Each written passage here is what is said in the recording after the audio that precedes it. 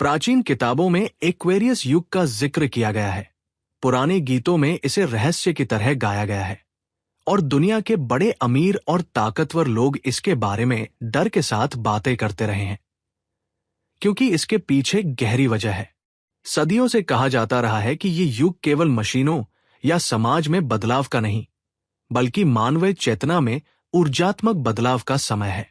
आमतौर पर इसे सिर्फ एक राशि या बगावत का प्रतीक बताया जाता है, पर असलियत इससे कहीं गहरी है। यह उन लोगों के लिए खतरा है जो नहीं चाहते कि आम लोग सच को समझे। ये बस ज्योतिष का मजेदार किस्सा नहीं है। यह ब्रह्मांड के उस गुप्त नियम को बताता है जो सभ्यताओं के बनने और टूटने को तय करता है। इस वीडियो में हम एक्वेरियस युग की पूरी कहानी उजागर करेंगे।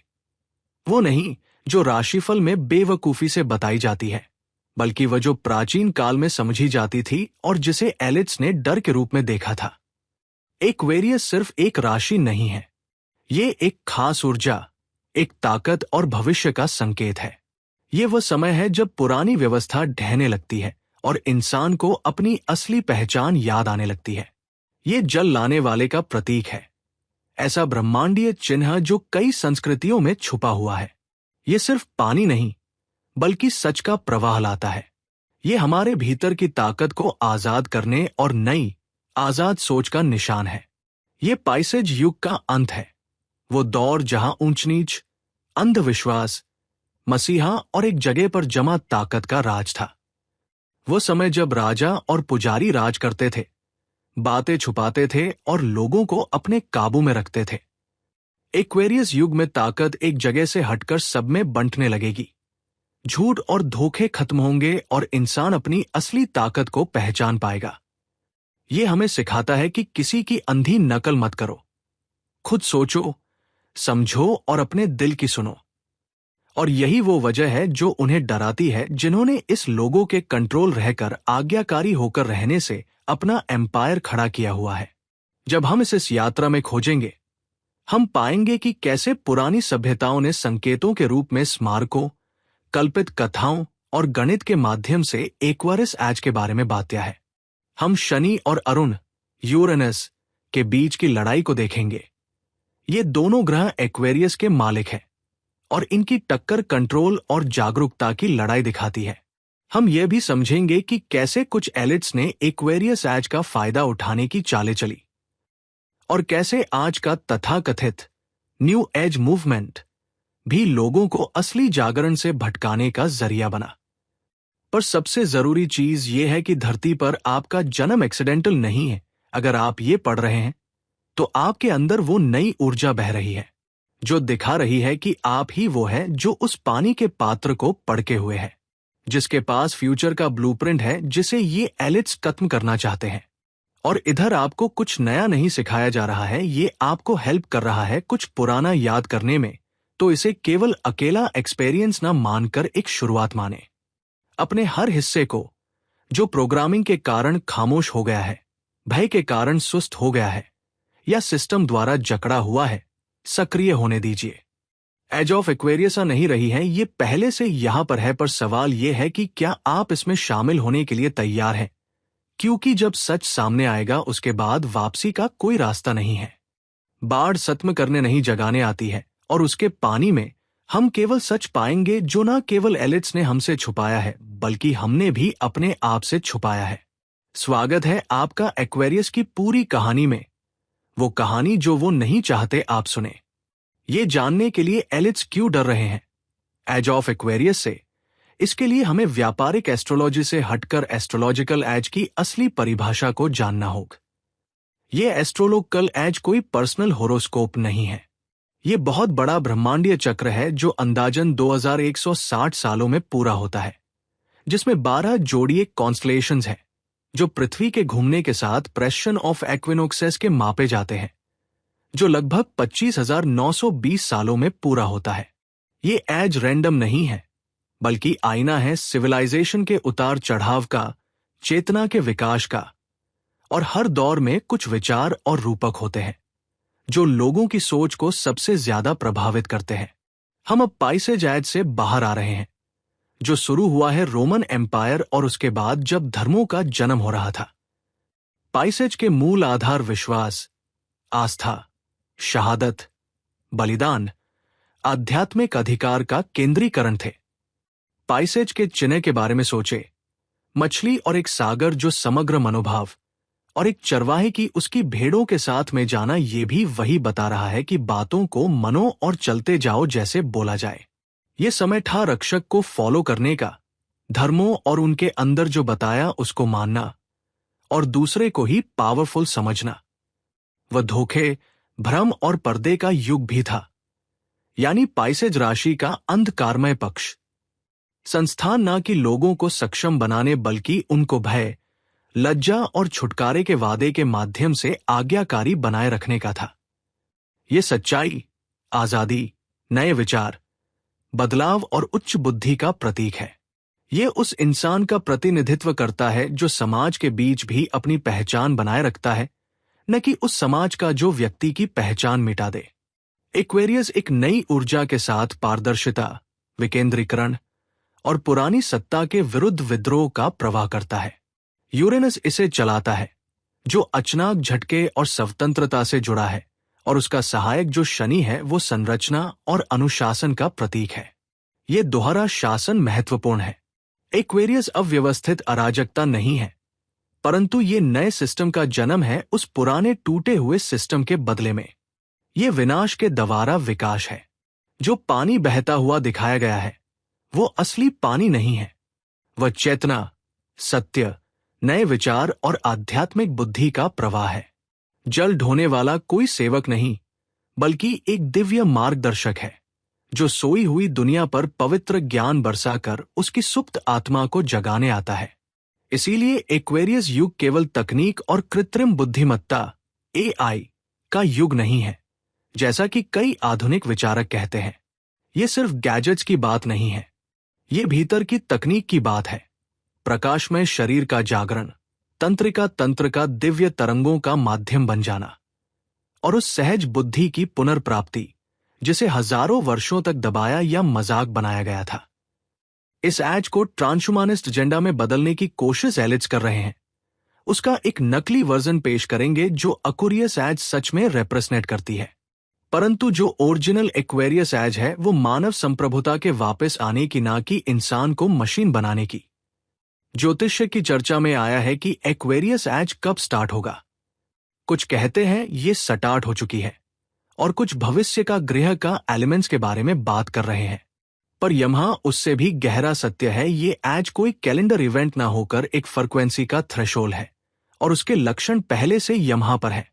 पुराने इंस्टीट्यूट्स का ग्लोबल टूटना, सरकारों का गिरना, पहले से चली आ रही नॉलेज के सिवा नई नॉलेज का विस्फोट होना, प्रणालियों का विकेंद्रीकृत, और हर एक व्यक्ति अपनी अंदरूनी आवाज को रिक्लेम कर रहा है। ये सभी एक्वेरियन शिफ्ट है। आप इसे हवा में महसूस कर सकते हैं। ये आ नहीं रहा है बल्कि हो रहा है। एलिट्स को इसके बारे में मालूम था, इसलिए वो इस बात से डरते हैं, क्योंकि उन्होंने इस स्ट्रक्चर को पिछले 2000 साल में बनाया है, जैसे धर्म, फिनेंशियल, एजुकेशनल, पॉलिटिकल। जब एक्वेरियस से सच की सुनामी आएगी तो ये टिके नहीं रह पाएंगे। आप विकेंद्रित सत्य को हमेशा के लिए दबा नहीं सकते।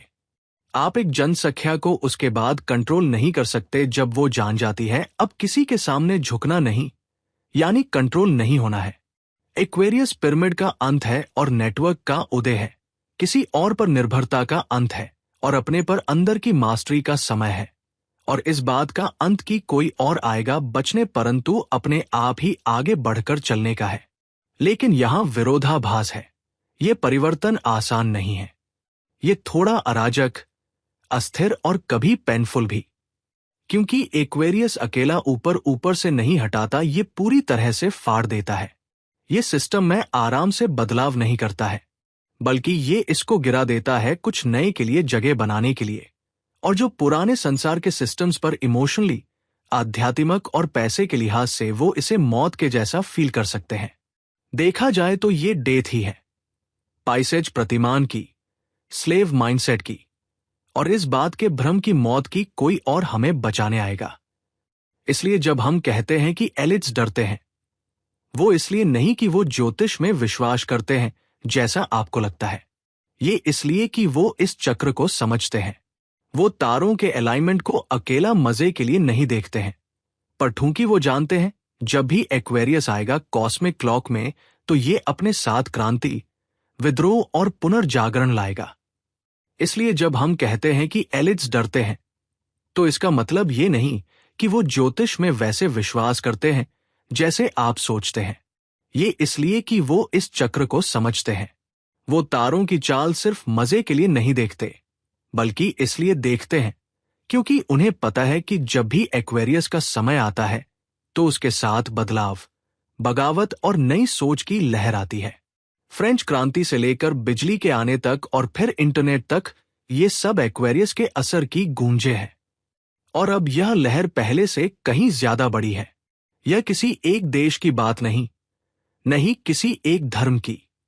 यह पूरी धरती की सोच और मानसिकता एक साथ बदल रही है। एक्वेरियस का युग कोई स्वर्ग जैसा सपना नहीं है, नहीं ये कहीं भागने का रास्ता है। ये तो हमें बुलावा देता है कि हम खुद अपनी ताकत बने, अपनी ऊर्जा पर काबू पाना सीखें, हर बात पर सवाल करें और सिर्फ सच का ही साथ दें। और झूठ पर खड़ी इस दुनिया में यही सबसे बड़ा और असली क्रांतिकारी काम है। जब आधुनिक ज्योतिषी ग्रहों की चाल या राशिफल बनाना शुरू भी नहीं किए थे, तब प्राचीन लोग संकेतों, कहानियों, मिथकों और मंदिरों की बनावट में छुपे तौर तरीके इस्तेमाल करते थे ताकि आने वाले समय के बारे में बातें बता सके। इन पुराने ग्रंथों और लोक कथाओं में सीधा या छुपा हुआ जिक्र मिलता है कि ऐसा जमाना आने वाला है जब सच एक बाढ़ की तरह पूरी धरती पर फैल जाएगा और सब कुछ साफ कर देगा। ये युग हमेशा कुछ छुपी हुई लेकिन जोरदार भाषा में बताया जाता है, और ये एक्वेरियस की खूबियों से बहुत मिलते जुलते हैं। एलिट्स ये जानते हैं, उन्होंने भी अपनी छुपी हुई जमातों और गुप्त समाजों में वही भविष्यवाणियां पढ़ी हैं। लेकिन आम लोगों के बजाय ये एलिट्स कई सदी से इस बदलाव को रोकने की तैयारी कर रहे हैं। शुरुआत करते हैं मायन लोगों की लंबी तारीख वाली कैलेंडर से, जो 2012 में एक बड़ा चक्र खत्म हुआ बताती है। जहां ज्यादातर मीडिया ने इसे एक गलत कयामत का दिन की भविष्यवाणी मानकर मजाक बनाया, वहीं जो सच में मायन सिस्टम को समझते थे, उन्हें पता था कि ये कोई दुनिया का अंत नहीं, बल्कि एक नई अवस्था में कदम रखने का निशान है। मायन लोग समय को एक सीधी रेखा नहीं, बल्कि एक सर्पिल, घुमावदार रूप में देखते थे। और 2012 एक बड़े युग का अंत था और एक नए युग की शुरुआत थी, जिसे वे छठे सूरज का जागरण या एथर की वापसी कहते थे। प्रतीकों की भाषा में ये एक्वेरियस की ऊर्जा से मेल खाता है। ब्रह्मांडीय ज्ञान का फिर से जन्म, भ्रम का टूटना और एक नई आध्यात्मिक समझ का उभरना। प्राचीन मिस्र में भगवान हैपी को अक्सर एक पुरुष के रूप में दिखाया जाता था, जो दोनों हाथों में 2 मटकों से पानी धरती पर डाल रहा होता था। उनका मकसद था नील नदी को बाढ़ से भरना और धरती को फिर से ताजा करना। ये कोई संयोग नहीं है। हैप्पी एक्वेरियस की छवि का पूर्वज है, एक दिव्य जलधारक। और भी गहरा है मिस्र का देवता थोथ, जो ज्ञान और समय का भगवान माना जाता है। कहा जाता है कि उन्होंने युगों का नक्शा तारों में छुपा दिया था। डेंडेरा का मंदिर एक राशि चक्र दिखाता है, जिसमें सटीक तौर पर पृथ्वी की धीमी गति और विषुववृत्ति, इक्विनॉक्स, की चाल का जिक्र है। मिस्रवासी जानते थे कि पृथ्वी ब्रह्मांडीय चक्रों से गुजरती है, और उन्होंने इसे बड़े ध्यान से नक्शे में दिखाया। प्राचीन पर्शिया के ज़ोरास्ट्रियन ग्रंथों में भी एक आने वाले युग की बात कही गई है, जब एक बड़ी सच्चाई लोगों के सामने आएगी। ये छल के जाल को तोड़ देगी और पूरी दुनिया में एक आध्यात्मिक बदलाव की आग जगा देगी। हिंदू ब्रह्मांड विज्ञान में युग चक्रों के अनुसार कलयुग के बाद सतयुग आता है, जो सच्चाई, प्रकाश और आंतरिक शांति का युग होता है। ये सब बातें अलग नहीं हैं। ये सभी उसी ऊर्जा और बदलाव की बात करते हैं। एक नया चेतना का जन्म, जो मंदिरों या सरकारों पर निर्भर नहीं, बल्कि अंदर से उठती है। शायद सबसे खास भविष्यवाणी डेड सी स्क्रोल्स और प्रारंभिक गनोस्टिक लेखों से मिलती है, जहां एक रहस्यमय शख्सियत, टीचर ऑफ राइटियसनेस, यानी धर्म के शिक्षक, का जिक्र है। कहा गया है कि वह एक आने वाले युग में आएगा जो ईश्वरीय ज्ञान को दुनिया में फैलाएगा और इंसानों को आध्यात्मिक बंधन से मुक्त करेगा। वह चर्च बनाने या पूजा की मांग करने वाला नहीं होगा, बल्कि लोगों को अपनी असली यादें दिलाएगा। शायद सबसे खास भविष्यवाणी डेड सी स्क्रोल्स और प्रारंभिक गनोस्टिक लेखों से मिलती है, जहां एक रहस्यमय शख्सियत, टीचर ऑफ राइटियसनेस यानी धर्म के शिक्षक, का जिक्र है। कहा गया है कि वह एक आने वाले युग में आएगा जो ईश्वरीय ज्ञान को दुनिया में फैलाएगा और इंसानों को आध्यात्मिक बंधन से मुक्त करेगा। वह चर्च बनाने या पूजा की मांग करने वाला नहीं होगा, बल्कि लोगों को अपनी असली यादें दिलाएगा। क्या यह बिल्कुल एक्वेरियस की छवि जैसा नहीं लगता? जलधारक प्रचार नहीं करता, बस बरसाता है। आदेश नहीं देता, बल्कि संकेत देता है। सख्त नियम नहीं, बल्कि जानकारी देता है। लूका के किताब में यीशु अपने शिष्यों से आखिरी भोज से पहले एक रहस्यमय बात कहते हैं। जब तुम शहर में प्रवेश करोगे, तुम्हें एक ऐसा आदमी मिलेगा जो हाथ में पानी का घड़ा लेकर होगा। उसे घर तक जाओ। ये पहली जैसी बात धर्मशास्त्रियों को लंबे समय से उलझन में डालती रही, लेकिन ज्योतिष की नजर से देखें तो ये सीधे एक्वेरियस का इशारा है। प्राचीन यहूदा में पानी महिलाएं ही लाती थी, पुरुष नहीं। इसलिए हाथ में पानी का घड़ा लेकर एक आदमी होना खास मतलब रखता था, खासकर गुप्त और रहस्यमय जमातों में। क्या यीशु अपने शिष्यों को जलधारक यानी एक्वेरियस की ऊर्जा का अनुसरण करने को कह रहे थे? क्या वो अगले युग का इशारा कर रहे थे? होपी भविष्यवाणी में एक समय की चेतावनी है जब दुनिया असंतुलन में होगी और दो रास्ते अलग हो जाएंगे, एक दिल का रास्ता और दूसरा दिमाग का रास्ता। एक नीला तारा, काचिना, आसमान में दिखाई देगा जो इस बदलाव का संकेत होगा, और जो लोग सच, संतुलन और धरती के साथ जुड़ेंगे वे इस सफाई, शुद्धि से बच जाएंगे। होपी लोग पश्चिमी ज्योतिष का उपयोग नहीं करते थे, लेकिन उनकी भविष्यवाणी एक्वेरियस के बदलाव के साथ बिल्कुल मेल खाती है। एक ऐसा समय जब सब कुछ साफ होगा, ऊर्जा बदलेगी और लोगों को नकलीपन और आत्मा की सच्चाई के बीच चुनना होगा। यह बात क्यों महत्वपूर्ण है?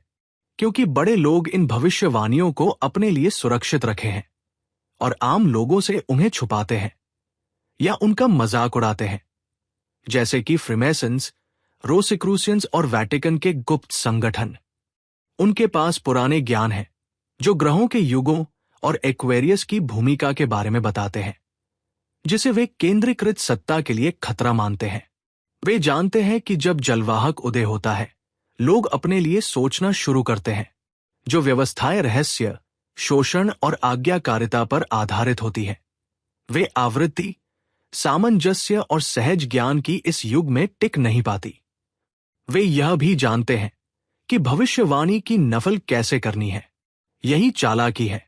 वे डिजिटल धर्म, एआई आधारित आध्यात्मिकता, नकली एलियन संपर्क और विश्व एकता आंदोलन जैसी चीजों के जरिए एक्वेरियस राशि के जागरण की नस्ल करने की कोशिश करेंगे, जो दिखने में एक्वेरियस राशि से जुड़ी लगती है, लेकिन असल में नियंत्रण पर आधारित होती है।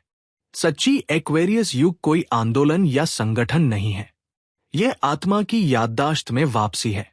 इसे किसी ब्रांड के रूप में नहीं बेचा जा सकता, नहीं ये किसी गुरु के नेतृत्व में होती है।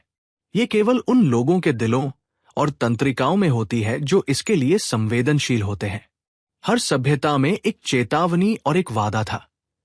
जब जलवाहक प्रकट होगा तो सारे पर्दे गिर जाएंगे, झूठे राजा कांप उठेंगे और अंदरूनी राज्य उठेगा। कोई नया साम्राज्य नहीं, बल्कि जागृत इंसानों का एक जाल, जो अपनी अपनी सच्चाई मिलाकर सामूहिक याददाश्त की धारा में बहाएंगे। ये वही है जो प्राचीनों ने भविष्यवाणी की थी। ये वही है जिससे शक्तिशाली लोग डरते हैं। चिन्ह अवचेतन की भाषा होते हैं। एलिट्स लोग इसे हमेशा से समझते आए हैं, जबकि आम लोग शब्दों, संस्थाओं और कथाओं में उलझे रहते हैं।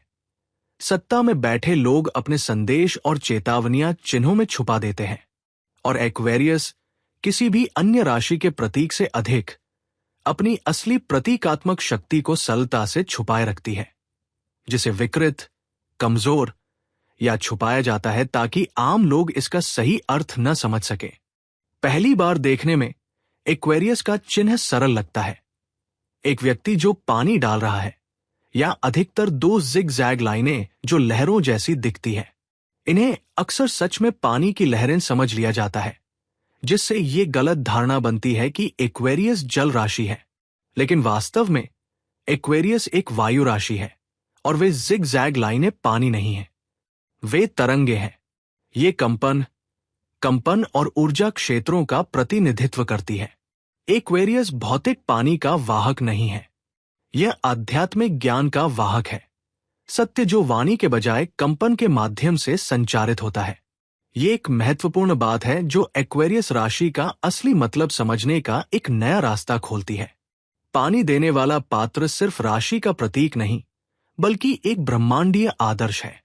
गूढ़ परंपराओं में जो पानी डाला जाता है वो आत्मिक ज्ञान यानी ईश्वरीय सत्य का सीधा अनुभव दर्शाने वाला प्रतीक होता है।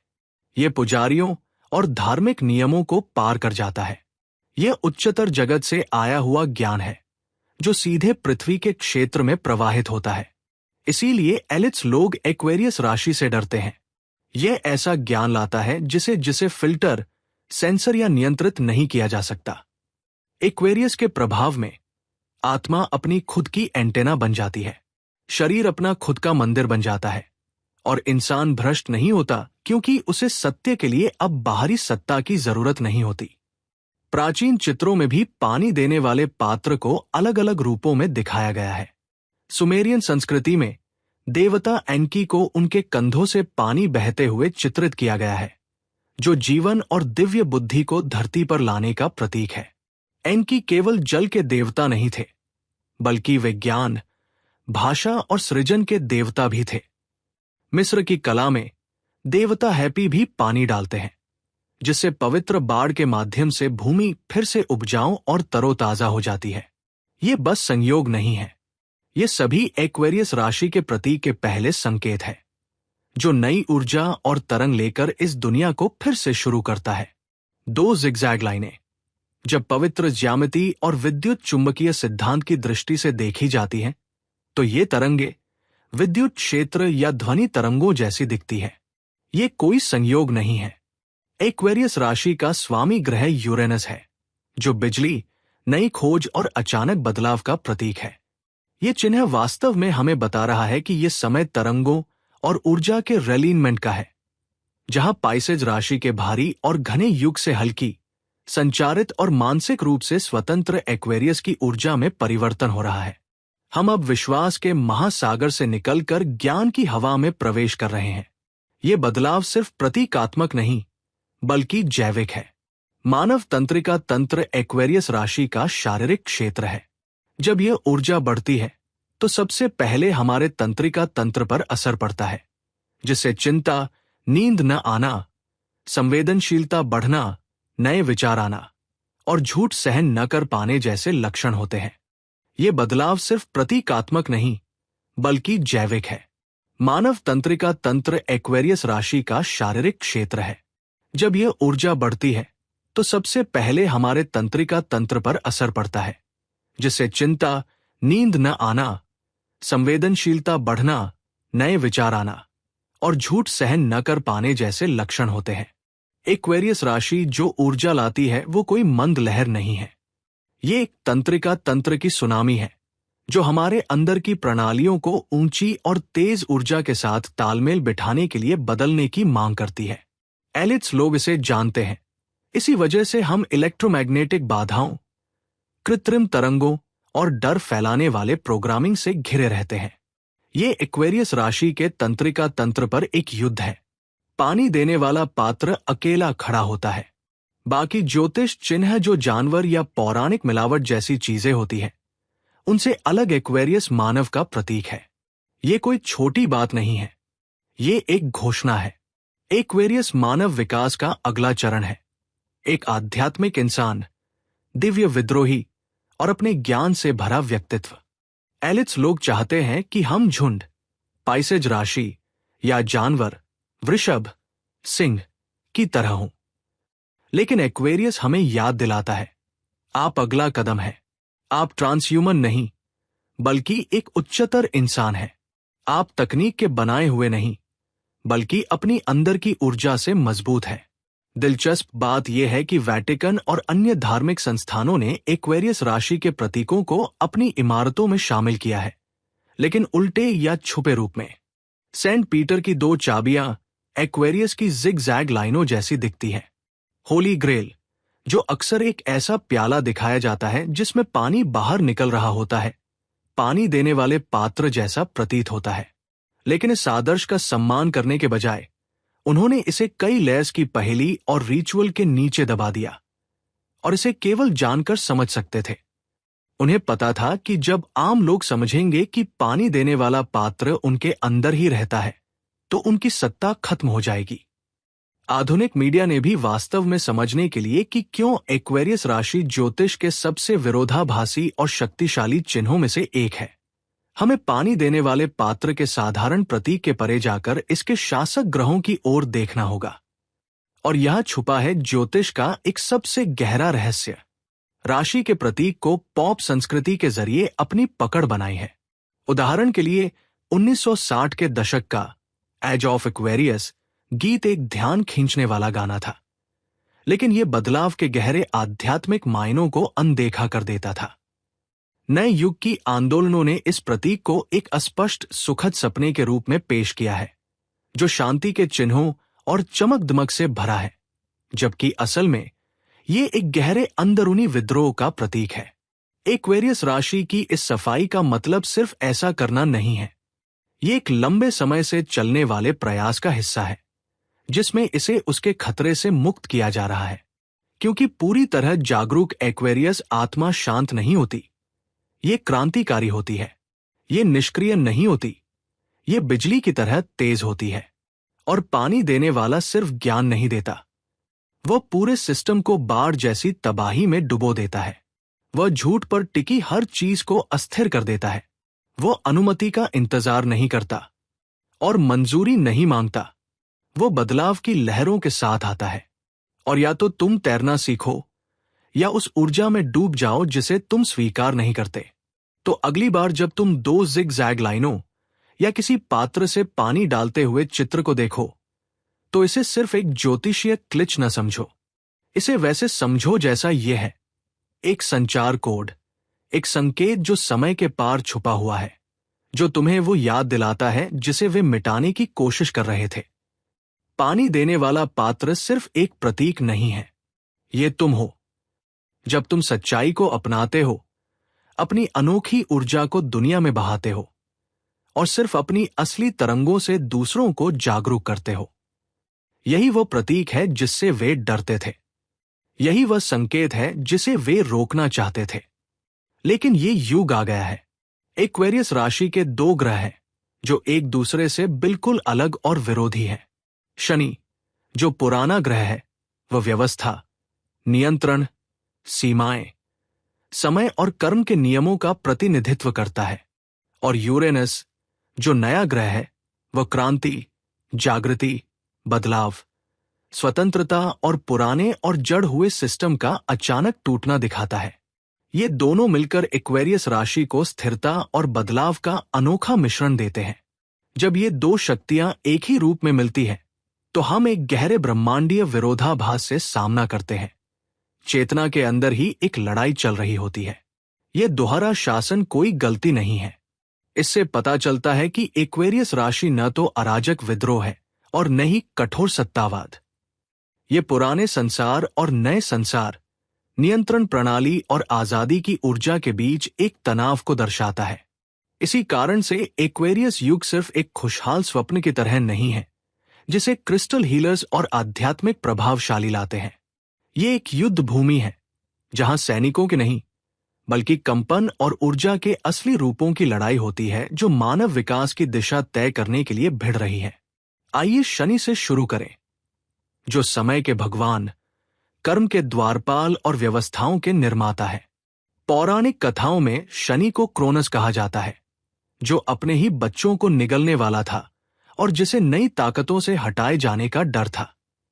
शनि आकार और रूप देता है, पर साथ ही सीमाएं भी लगाता है। ये नियम, संरचनाएं, हायरार्कीज, सरकारें और कानून बनाता है। स्वस्थ रूप में शनि अनुशासन और महारत देता है, लेकिन इसकी छाया रूप में शनि काली घन बन जाता है, जो नियंत्रण, निगरानी और सत्तावाद की छिपी मशीनरी होती है। ये डर पर आधारित आज्ञाकारिता को नियंत्रित करता है, और यही शनि की ऊर्जा है जिसे एलिट्स वर्ग सदियों से अपने सामूहिक शासन बनाए रखने के लिए हथियार बना चुका है। अब आते हैं यूरेनस, आकाश के देवता, जागरूकता की अचानक बिजली की तरह। यूरेनस धीरे धीरे निर्माण नहीं करता, वह तोड़ता है। वह सुधार नहीं मांगता, बल्कि क्रांति की मांग करता है। मिथक कथाओं में यूरेनस वो प्राचीन पिता था जिसे शनि ने सत्ता से हटा दिया था, लेकिन बाद में वो प्रतीकात्मक रूप में जनता को जागरूक करने वाले के रूप में वापस आया। पुराणों की कहानियों में यूरेनस एक शनि के पिता माने जाते हैं, जिन्हें उनके बेटे शनि ने सत्ता से हटा दिया था। बाद में वे प्रतीक रूप में जनता को जगाने वाले के रूप में वापस आते हैं। यूरेनस नई खोजों, बिजली, चेतना में तेजी से बदलाव और स्वतंत्र सोच के प्रतीक है। उनकी ऊर्जा हमेशा, जिसका पूर्वानुमान न लगाया जा सके, नियंत्रण से बाहर और पूरी तरह भविष्य की ओर देखने वाली है। अगर शनि अतीत है जो पत्थर में लिखा गया है, तो यूरेनस भविष्य है जो बिजली से तराशा गया है। एक्वेरियस राशि में ये दो शक्तियां आपस में टकराती हैं। शनि अनुशासन और नियंत्रण का प्रतीक है, जबकि यूरेनस आजादी और बदलाव का। यह संघर्ष सिर्फ समाज में नहीं, बल्कि हर इंसान के भीतर भी महसूस होता है। एक्वेरियस राशि के अंतर्गत तंत्रिका तंत्र हमेशा दो ताकतों के बीच खींचतान में रहता है। एक चाहता है कि मनुष्य पुराने नियमों को माने और वही जीवन जिए पुराने सिस्टम को माने। दूसरा ताकत चाहता है कि इंसान पुराने ढर्रे को तोड़े, हर चीज पर सवाल करे और खुद को एक नए रूप में ढाले, जो अब उस पुराने सिस्टम में फिट नहीं बैठता। यही वजह है कि एलिट्स या सत्ता में बैठे लोग एक्वेरियस राशि से डरते हैं, क्योंकि जब यूरेनस की ऊर्जा आम लोगों में जागती है, तब शनि द्वारा बनाए गए पुराने सिस्टम और शक्तिशाली ढांचे टूटने लगते हैं। जो व्यक्ति जागृत हो गया है और ध्यान करने लगा है, उसे नियंत्रित या बहकाना आसान नहीं होता, क्योंकि वह समय, समाज की स्थिति और बनाई हुई पहचान के भ्रम को समझ चुका होता है। जागृत एक्वेरियस राशि का व्यक्ति दुनिया को अराजकता में नहीं तोड़ता, बल्कि उससे ऊपर उठकर अपनी नई वास्तविकता बनाता है, जिससे पुराने सिस्टम पुराने लगने लगते हैं। एक्वेरियस को अपनी तकदीर पूरी करने के लिए शनि और यूरेनस दोनों की जरूरत होती है। शनि अनुशासन और आधार देता है, जबकि यूरेनस बदलाव और विकास की प्रेरणा देता है। बिना शनि के एक्वेरियस राशि शुद्ध अराजकता होगी। असंयमित दंगे, मानसिक उतर चढ़ाव, आध्यात्मिक विकास से बचना। बिना यूरेनस के एक्वेरियस राशि एक आज्ञाकारी दास बन जाती है, रोबोटिक और उसी सिस्टम में फंसी रहती है जिसे बदलने के लिए वह आई थी। एक्वेरियस राशि की सच्ची शक्ति शनि और यूरेनस के मेल में है, जो पुराने को खत्म करके नए सिस्टम बनाती है और सत्य को आधार बनाकर नई हकीकतें रचती है। एक्वेरियस बदलाव से नहीं, बल्कि पूरी तरह विकास करता है। ये एलिट्स के दिए गए झूठे नियंत्रण के बिल्कुल उलट है, जो सुरक्षा और व्यवस्था के नाम पर पूरा नियंत्रण देते हैं। वे हमें झूठा यूरेनस देते हैं, नकली दंगे और विद्रोह, नियंत्रित विरोध, एआई का विकास जो प्रहती के रूप में दिखता है लेकिन आत्मा से जुड़ाव को तोड़ता है। ये झूठा द्वैत और बनाया हुआ संतुलन जनता को डर और ध्यान भटकाने के बीच झूलने पर मजबूर करता है। सच्चा जागृत एक्वेरियस इसे दोनों भ्रमों के ऊपर देखकर तीसरा रास्ता बनाता है, एक स्वतंत्र रास्ता जो शनि से अनुशासन पाता है और यूरेनस से प्रतिभा, लेकिन किसी का शासन नहीं होता। यह ब्रह्मांडीय संघर्ष आज के समाचारों में साफ दिखाई देता है। सरकारें कड़े नियम और नियंत्रण लागू कर रही है, जबकि निचले स्तर से विकेंद्रीकृत जन आंदोलनों का उदय हो रहा है। कॉरपोरेट तकनीक इतनी तेजी से बढ़ रही है कि मानव आत्मा उसके अनुकूल नहीं हो पा रही। सामाजिक सिस्टम अपने बोझ तले टूटने लगे हैं, जबकि नई योजनाएं धीरे धीरे सामने आ रही हैं। पॉडकास्ट, गुप्त प्रयोगशालाओं और रचनात्मक लोगों के सपनों में सामने आ रही है। एक्वेरियस युग केवल नहीं रहा, बल्कि वह एक अनवरत महासागर की लहर की तरह हकीकत को तोड़ रहा है। हर व्यक्ति को यह तय करना होगा कि वह किस ऊर्जा से जुड़ेगा। क्या वह शनि के कारागृह में रहेगा, जहां सुरक्षा तो है पर अंदर से मर चुका है, या वह यूरेनस की आवाज को अपनाएगा, जो जोखिम भरी, अस्थिर लेकिन अंततः स्वतंत्रता देती है। असली रास्ता एक्वेरियस राशि का सही मार्ग है, जो शनि को खत्म नहीं करता बल्कि यूरेनस की आग से उसे नया रूप देता और विकास करता है। यही राज है। सत्ता में बैठे लोग नहीं चाहते कि आप जानें कि शनि और यूरेनस की लड़ाई आपके अंदर है। हर फैसले, हर सोच, हर सिस्टम के समर्थन या अस्वीकार में हो रही है।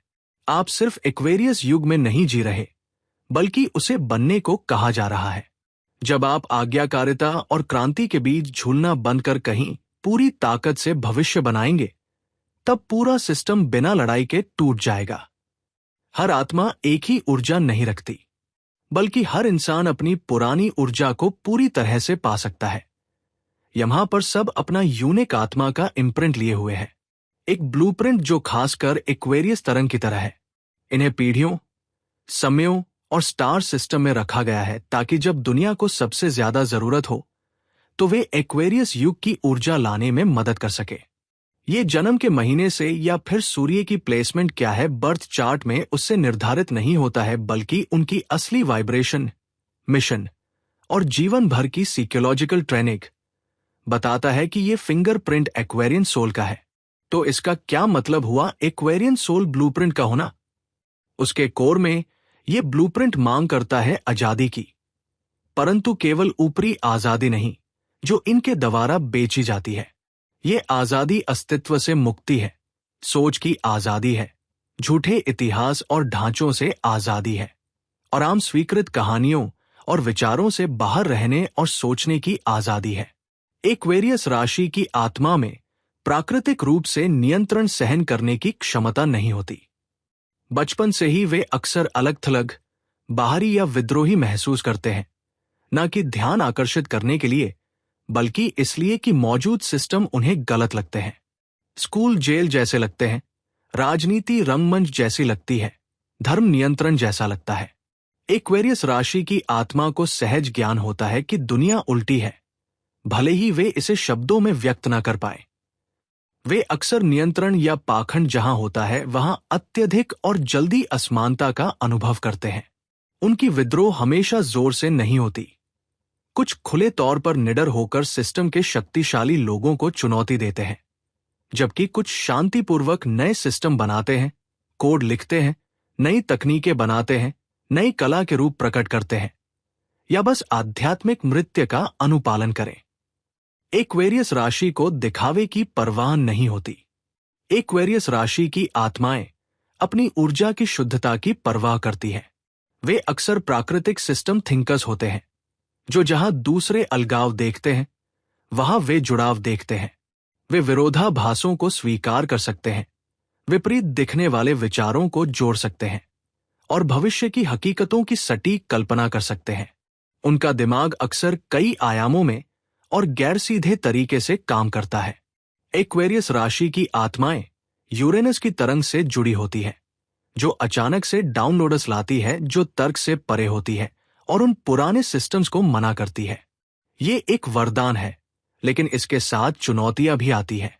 एक ऐसी दुनिया में जो शनि के धीमे और क्रमबद्ध तरीके की आदत है, एक्वेरियस राशि वालों को अक्सर समझा नहीं जाता, अस्थिर या भ्रमित समझा जाता है। असल में उनकी चेतना समय से आगे काम कर रही होती है।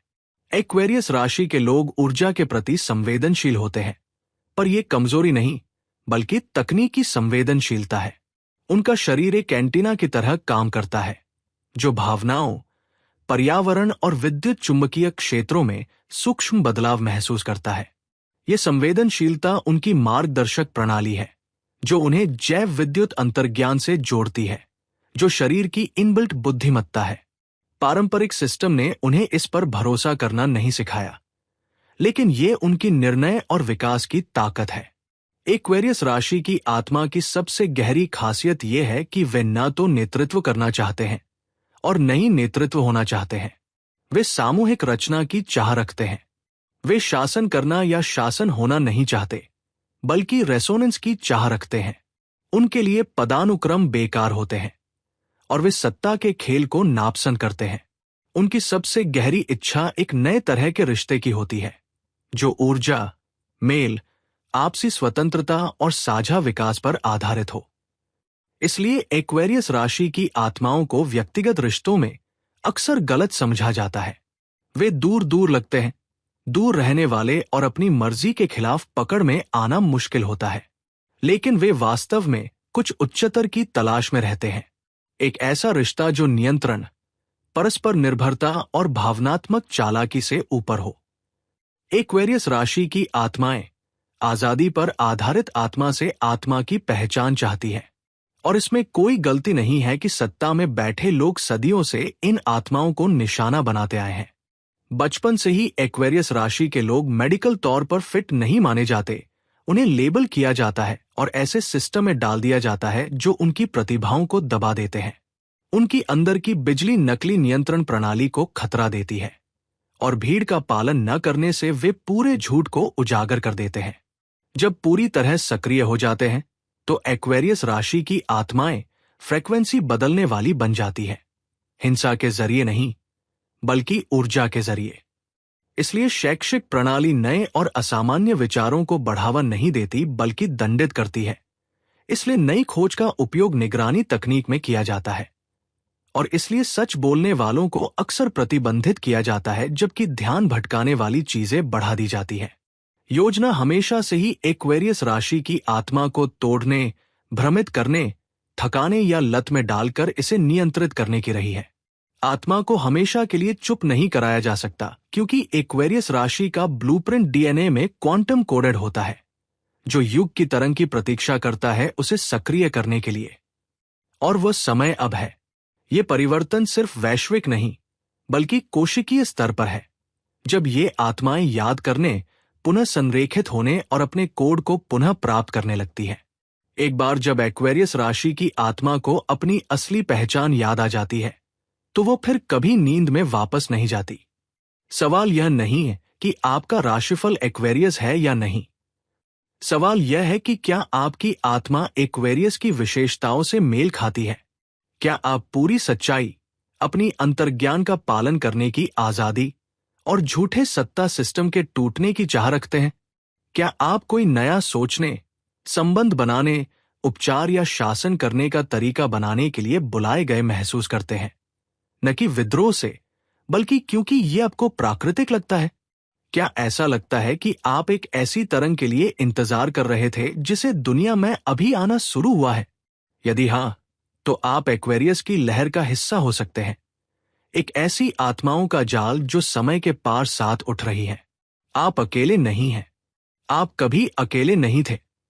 आपको बिल्कुल सही समय रेखा में रखा गया था ताकि इस ऊर्जा के आगमन में मदद करें, विकृति को नष्ट करें और उस युग के आगमन की सहायता करें जिससे दूसरे डरते हैं, लेकिन जिसके लिए आप जन्मे हैं। आप ब्लूप्रिंट हैं और इसे सक्रिय करने का समय अब है। एक्वेरियस राशि जो खतरा पैदा करती है, उसकी पूरी गंभीरता को समझने के लिए हमें पृथ्वी के सबसे पुराने, सबसे शक्तिशाली संस्थानों में से एक, चर्च, की ओर सीधे देखना होगा। चाहे वह कैथोलिक चर्च हो, ऑर्थोडॉक्स क्रिश्चियनिटी हो या उसकी अन्य कई शाखाएं, पिछले 2000 वर्षों से फैला पाइसेज युग अधिकांशतः धार्मिक आस्थाओं के स्थापत्य द्वारा परिभाषित था। पाइसेज युग से एक्वेरियस युग में बदलाव एक गहरा ज्योतिषीय परिवर्तन है।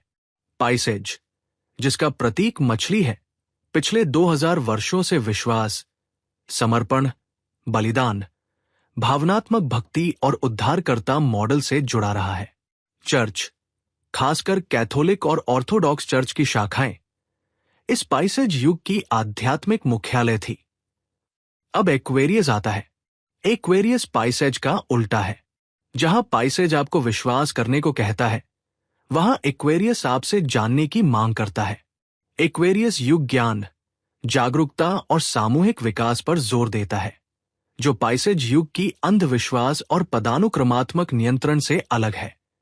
पाइसेज किसी और शक्ति या ईश्वरीय सत्ता के प्रति आज्ञाकारिता का प्रतिनिधित्व करता है, जबकि एक्वेरियस आपको अपनी आंतरिक बुद्धिमत्ता से जोड़ता है। पाइसेज धार्मिक अधिकारियों के माध्यम से रहस्यमय अनुभवों को बढ़ावा देता है, वहीं एक्वेरियस आत्मा और स्रोत के बीच सीधे संबंध खोलता है। संक्षेप में, एक्वेरियस आध्यात्मिक मध्यस्थों और नियंत्रित संस्थानों की जरूरत को खत्म करता है। चर्च एक्वेरियस से इसलिए डरता है क्योंकि वह इसे नहीं समझता, बल्कि इसलिए कि वह इसे समझता है। धार्मिक नेता लंबे समय से बंद दरवाजों के पीछे ज्योतिष का अध्ययन करते आए हैं, भले ही सार्वजनिक रूप से इसे झूठा कहते हों। वेटिकन की छिपी हुई लाइब्रेरियों और पांडुलिपियों में एक्वेरियस राशि को हमेशा विनाश का मॉडल माना गया है, जो एक दिन विकेंद्रीकृत आध्यात्मिक शक्ति के रूप में उठेगा और पाइसेज युग के धार्मिक संस्थानों को अप्रासंगिक बना देगा। और वह दिन अब भविष्य में नहीं है, यह अब हो रहा है। सबसे स्पष्ट प्रतीकात्मक बदलावों में से एक है यीशु और मछली। मछली पिछले 2000 वर्षों से ईसाई धर्म का प्रमुख प्रतीक रही है। इच्ठस मतलब मछली और मनुष्यों के मत्स्यकार की कहानी गहराई से पाइसेज युग के प्रतीक है। लूका के सुसमाचार में यीशु ने अपने चेलों से कहा, जब तुम शहर में प्रवेश करोगे तो एक आदमी मिलेगा जो पानी का घड़ा लेकर चल रहा होगा, उसे घर में जाओ। यह रहस्यमय निर्देश सदियों से धर्मशास्त्रियों के लिए पहेली रहा है, लेकिन छुपी हुई पांडुलिपियों का अध्ययन करने वाले विद्वान इसे एक ज्योतिषीय कोड के रूप में देखते हैं। पानी का घड़ा लेकर चलने वाला आदमी एक्वेरियस राशि का प्रतीक है, अगला युग, और घर एक्वेरियस राशि का प्रतीक है, अगला बड़ा परिवर्तन। इस संदर्भ में यीशु केवल अपने अनुयायियों को भोजन के लिए तैयार नहीं कर रहे थे, वे उन्हें एक भविष्य की आध्यात्मिक लहर से परिचित करा रहे थे जो संगठित धर्म को पूरी तरह पार कर जाएगी। वे संकेत दे रहे थे कि पाइसेज युग, मछली के बाद एक्वेरियस युग, जलवाहक, आएगा। एक ऐसा समय जब सत्य अब पवित्र ग्रंथों और मंदिरों की दीवारों तक सीमित नहीं रहेगा, बल्कि तैयार दिल वालों के हृदय में स्वतंत्र रूप से फैल जाएगा। चर्च ने एक्वेरियस युग के इस परिवर्तन को स्वीकार नहीं किया। उन्होंने दुनिया को इस नए युग के लिए तैयार करने के बजाय दीवारें बनाई ताकि इसे रोक सके। उन्होंने प्राचीन आध्यात्मिक ज्ञान को दुष्ट घोषित किया, हमारे पूर्वजों के आध्यात्मिक ज्ञान को उनके धर्म के खिलाफ बताया, आध्यात्मिक दृष्टाओं और रसायन शास्त्रियों को दंडित किया, प्राचीन आध्यात्मिक ग्रंथ जलाए, ज्योतिषीय पांडुलिपियों को छुपाया और लोगों के अपने अंदर की आजादी पर नियंत्रण रखना गैर कानूनी बना दिया। मध्य युग में हुई जादूगरनी जलाने की पागलपन असल में जादूगरनियों के बारे में नहीं थी। ये उन एक्वेरियस राशि की महिलाओं को चुप कराने के लिए था जिनके पास सहज ज्ञान था जिसे सत्ता में बैठे लोग नियंत्रित नहीं कर पाए। आज भी यह डर छुपे हुए रूपों में जारी है। चर्च ज्योतिष के बारे में अक्सर चुप रहता है या नकारात्मक रहता है, इसे एक संप्रदाय या खतरनाक मानता है, जबकि उसके अपने कैलेंडर के त्योहार और अनुष्ठान ग्रहों और तारों की अलाइनमेंट पर आधारित होते हैं। चर्च ने लंबे समय से ऐसा मानना फैलाया है कि इंसान मूलतः पापी और टूटे हुए हैं, जिन्हें बाहरी शक्तियों से बचाने की जरूरत है। लेकिन एक्वेरियस राशि इस बात को पूरी तरह खत्म कर देती है। यह सिखाती है कि दिव्यता आपके अंदर ही कोडित है और दुख से मुक्ति बचाने के लिए नहीं, बल्कि याद दिलाने के लिए है कि आत्मा को मुक्ति की जरूरत नहीं, जागृति की जरूरत है। चर्च के अंदर के शक्तिशाली लोग पूरी तरह जानते हैं कि जब एक्वेरियस की लहर अपनी पूरी ताकत तक पहुंच जाएगी तो दबाने वाले आध्यात्मिक मॉडल का पतन हो जाएगा। वेटिकन की विशाल पुस्तकालय, जिनमें से कई अभी भी बंद और आम लोगों की पहुंच से दूर हैं, ज्योतिषीय ग्रंथों, अटलांटियन ज्ञान और प्राचीन तारा विज्ञान को समेटे हुए हैं, जो हमारी वास्तविकता की समझ को पूरी तरह बदल सकते हैं। लेकिन इन्हें छुपा रखा गया है, ना कि काम जरूरी होना, परंतु उनका प्रकाशन सामाजिक सत्ता के पिरामिड को हिला सकता है। केवल ईसाई धर्म ही नहीं, बल्कि कई संस्थाएं एक्वेरियस राशि से डरती हैं, क्योंकि ये विकेंद्रीकरण और मुक्ति की ऊर्जा लेकर आता है। कोई भी प्रणाली जिसमें एक व्यक्ति को आध्यात्मिक अधिकार प्राप्त होता है, चाहे वह इस्लामिक पादरी हो, यहूदी रब्बनिक कानून हो या नए युग के गुरु संप्रदाय, वे एक्वेरियस राशि द्वारा प्रतिनिधित्व की जाने वाली चीज से खतरे में महसूस करते हैं। एक्वेरियस एक ऐसी आध्यात्मिक बुद्धिमत्ता का प्रतिनिधित्व करता है जिसे नियंत्रित, धन कमाने या सीमित नहीं किया जा सकता, जो केंद्रीकृत सत्ता व्यवस्था को चुनौती देती है। कुंभ राशि के पास कोई पवित्र किताब, कोई पवित्र भवन और कोई श्रेष्ठ पुरोहित नहीं होता। इसका मंदिर मानव तंत्रिका तंत्र है और इसका शास्त्र फ्रीक्वेंसी है। यह लोगों को सामूहिक रेसोनेंस से जोड़ता है बजाय केंद्रीयकृत सिद्धांतों के। इसका मतलब ये नहीं कि एक्वेरियस राशि धर्म या आध्यात्मिकता के खिलाफ है, बल्कि ये अंदरूनी अनुभव और साझा चेतना के माध्यम से ईश्वरों से एक गहरा, व्यक्तिगत और सीधे जुड़ाव को बढ़ावा देता है। वास्तव में ये बहुत धार्मिक है, लेकिन ये बाहर के धर्म की बजाय अंदर के धर्म का सम्मान करता है। ये अंधविश्वास की जगह जागृत आध्यात्मिक ज्ञान को रखता है। यह पूजा की मांग नहीं करता, बल्कि संतुलन और एकता की मांग करता है। ये अनुयायियों की जरूरत नहीं रखता, बल्कि फ्रीक्वेंसी से मेल खाते हुए सॉवरेन प्राणियों का समुदाय बुलाता है, न कि अंधविश्वास का।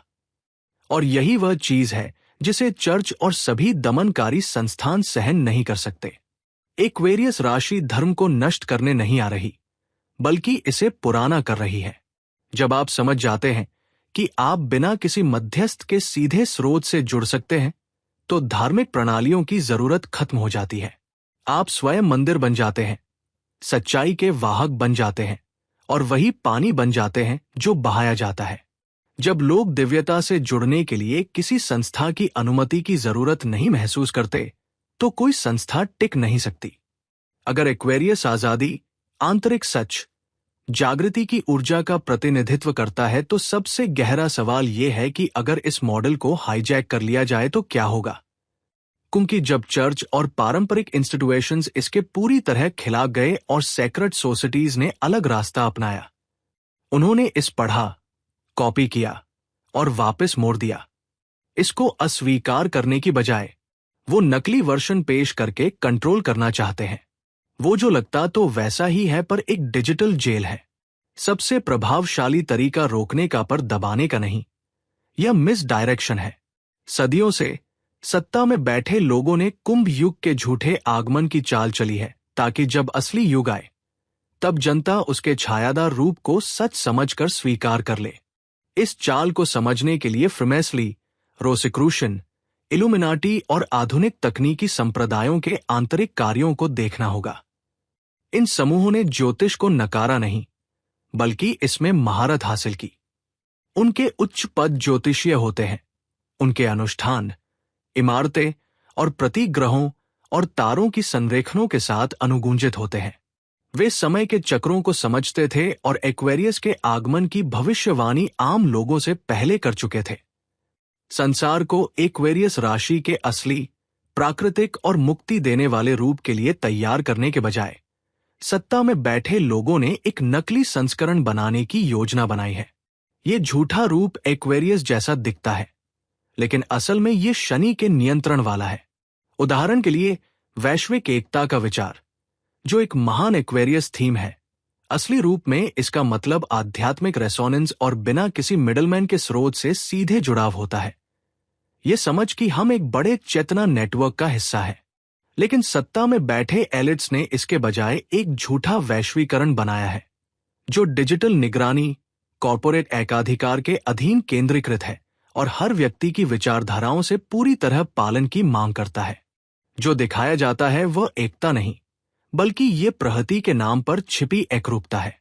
इसी तरह नई आयु आंदोलन बाहर से एक्वेरियस राशि के मूल्य जैसे स्वतंत्र सोच और वैज्ञानिक आध्यात्मिकता के साथ ऊर्जा चिकित्सा जैसा दिखता है, लेकिन अंदर से ये अक्सर चैनलिंग, उच्च शक्तियों के प्रति जबरदस्त समर्पण, कल्पना और सच्चे आध्यात्म से बचाव से भरा होता है।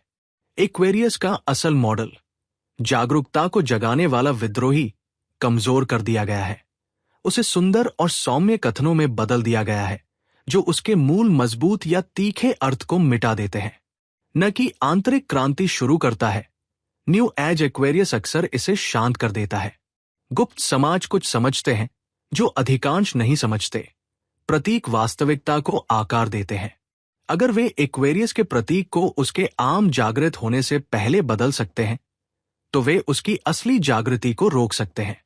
इसलिए उन्होंने जनता के मन को नियंत्रित प्रतीकों से भर दिया है, जैसे कृत्रिम बुद्धिमत्ता, डिजिटल अवतार, भविष्यवादी वास्तुकला और नियॉन सौंदर्य शास्त्र, जो दिखने में एक्वेरियस जैसे हैं लेकिन ऊर्जा के रूप में खाली है। ये एक नकली ऊर्जा तरंग है जिसका मकसद आत्मा को ये विश्वास दिलाना है कि परिवर्तन आ चुका है। असल में असली एक्वेरियस की लहर झूठे प्रतीकों और ध्यान भटकाने वाली चीजों के शोर तले दब गई है। एक्वेरियस का मॉडल तकनीकी यूटोपिया की मिथक में बदल दिया गया है कि आत्मा की नई स्वतंत्रता टेक्नोलॉजी एआई या बचाने वाले एलियंस के माध्यम से आएगी। ये जानबूझकर उल्टा बनाया गया संस्करण है। पारंपरिक रूप से एक्वेरियस तारों का ज्ञान, बहुआयामी जागरूकता और आकाशीय कोड से जुड़ा है, लेकिन इस असली अंदरूनी ज्ञान को पोषित करने के बजाय गुप्त समाजों ने गलत विश्वास फैलाए हैं कि बाहर से आने वाले प्राणी हमें अपग्रेड, बचाएं या फिर से प्रोग्राम करेंगे, अक्सर टेक्नोलॉजी या आध्यात्मिक चैनलिंग के जरिए। यह दोबारा से पाइसेज को एक्वेरियस के कपड़ों में पेश करता है। मजेदार बात यह है कि लोग सोचते हैं कि वे आजाद हो रहे हैं, लेकिन वे वास्तव में एक ज्यादा परिष्कृत मैट्रिक्स में प्रवेश कर रहे हैं। असली एक्वेरियस कोई बाहरी उद्धारकर्ता नहीं देती। ये अपनी खुद की ताकत है। यह आपसे किसी भी जमीन या ब्रह्मांड के किसी भी सत्ता का पालन करने को नहीं कहती। यह आपको खुद का सहारा बनने का निमंत्रण देती है ताकि आप किसी बाहरी मदद के बिना मानव चेतना के उच्च स्तर तक पहुंच सके। लेकिन मानवता को ये सच्चाई जानने से रोकने के लिए गुप्त संगठनों ने कई ध्यान भटकाने वाली चीजें बनाई हैं, जैसे नशे वाली चीजें, झूठी जानकारी विविध आयामों के बारे में और ब्रह्मांडीय कल्पनाएं। आप बाहर की ओर देखते हैं, अपने अंदर नहीं। और जब ये गुप्त संगठन छाया में काम करते हैं, उनके निशान सबके सामने छुपे हुए होते हैं। एक्वेरियस के 2 जिग-जैग लाइनें कॉरपोरेट कंपनियों के लोगो, इमारतों और सेना के निशानों में शामिल कर दी गई है। ये सम्मान के लिए नहीं, बल्कि दिमाग को नियंत्रित करने के लिए होती है। वे एक्वेरियस की लहर पर अपना नियंत्रण रखना चाहते हैं। पानी लाने वाला एक ब्रांड, आंदोलन या विचारधारा बन जाता है, लेकिन आपके अंदर की असली जीवित कोड नहीं। यही असली उलटफेर है, ईश्वरीय शक्ति को आपके बाहर रख देना, सही बात को तोड़ मरोड़ कर ऐसे निशान बनाना जिन तक आप सीधे पहुंच ना सके। इन गुप्त समाजों में सबसे ऊंचे स्तर पर वे सिर्फ ग्रह शनि की पूजा नहीं करते, बल्कि शनि को ऊर्जा, नियंत्रण, संरचना और समय पर आधारित आध्यात्मिक मॉडल के रूप में मानते हैं। शनि का यह मॉडल नियम, दोहराव और कर्म के चक्रों पर चलता है। एक्वेरियस अपने पूरे रूप में इस मॉडल को तोड़ता है। असाधारण जागरूकता, अचानक बढ़ोतरी और काल्पनिक समय के नियमों का पालन न करके। इसलिए गुप्त सिद्धांतों के अनुसार एलिट्स एक्वेरियस का सिर्फ विरोध नहीं करते, बल्कि उन्हें उसे अपनी योजना में शामिल करके नष्ट करने की कोशिश करते हैं। लेकिन एक मोड़ भी है, वे कभी पूरी तरह सफल नहीं हो पाते, क्योंकि असली एक्वेरियस को नकली बनाकर हमेशा रखा नहीं जा सकता। आत्मा जानती है, शरीर जानता है, हमारी नसें जानती हैं जब उन्हें नकली रोशनी दी जाती है, और अंत में असली ऊर्जा नकली नकल को तोड़ देती है। जब काफी लोग नकली को छोड़कर अपने अंदर के पानी लाने वाले को जागृत करते हैं, तो एक नेटवर्क जगमगाने लगता है। लेकिन यह सर्वर या कोड से नहीं, बल्कि चेतना से होता है। यह कृत्रिम बुद्धिमत्ता, आर्टिफिशियल इंटेलिजेंस से नहीं, बल्कि मानव डीएनए में संचारित प्राकृतिक दिव्य बुद्धि से होता है। गुप्त संगठनों का मानना था कि एक्वेरियस का युग चुपके से आएगा, बिना किसी को खबर हुए। पर वे एक बात भूल गए, एक्वेरियस कभी धीरे नहीं आती है। ये जोर से झटका देती है, ये समय रेखाओं को तोड़ती है, यह पूरा सभ्यताओं को एक ही झटके में जागृत कर देती है। और कोई भी पूजा, कोई भी चिन्ह या कोई भी भ्रम उसे रोक नहीं पाएगा जब असली तरंग बह निकलेगी। पहली नजर में एक्वेरियस और तकनीक एक दूसरे के अच्छे साथी लगते हैं, आखिरकार एक्वेरियस यूरेनस ग्रह द्वारा शासित है, जो बिजली, नवाचार और अचानक उन्नति का ग्रह है।